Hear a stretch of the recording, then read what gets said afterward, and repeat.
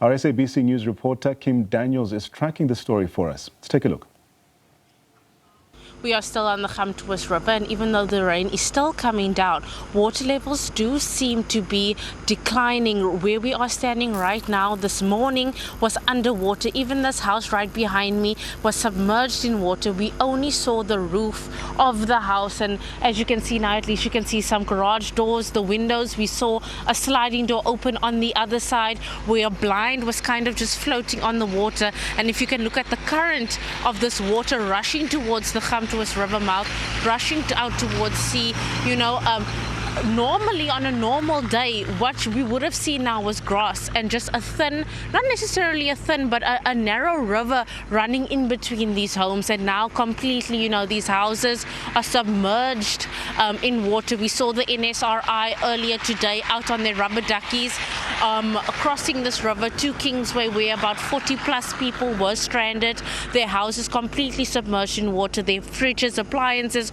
all floating, personal belongings, all floating out onto that water, and they were only rescued earlier this morning. The NSRI couldn't use their motorized boats to get there.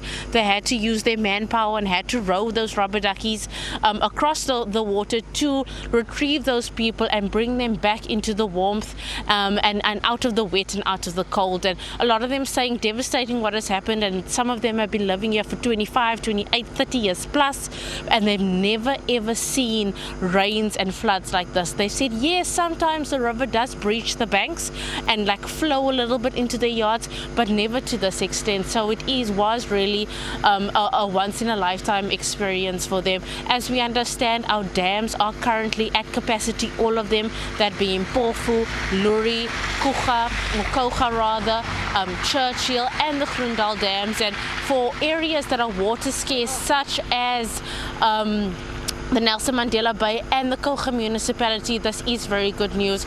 But obviously devastating what's happened here, devastating what's happened to the farmers, to their farms, to the households and to the communities at around that Kouga dam who were evacuated last night. But for now, I think there's a gentleman here. So would you like to speak to us? Meneer is meneer se seun.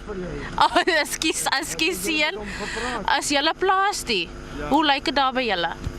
Wanneer die skraal is dit lyk dit baie sleg ook. Maar hier lyk dit die ergste wat ek in my lewe nog gesien het. Ek het al 2 vloede beleef en dit is die ergste wat ek het nog gesien het in my lewe. Boer sien hulle met koeie of is dit net die land wat boer met sitrus en groente en met vee. Ek is die man wat met die vee werk. En alles is nou onder water? Alles is onder water, ja. Maar gelukkig ons kan nou by die boonste plase begin bykom op Andries Kraal. Okay. Sterkte hy kant hoor. Baie dankie. Dankie meneer.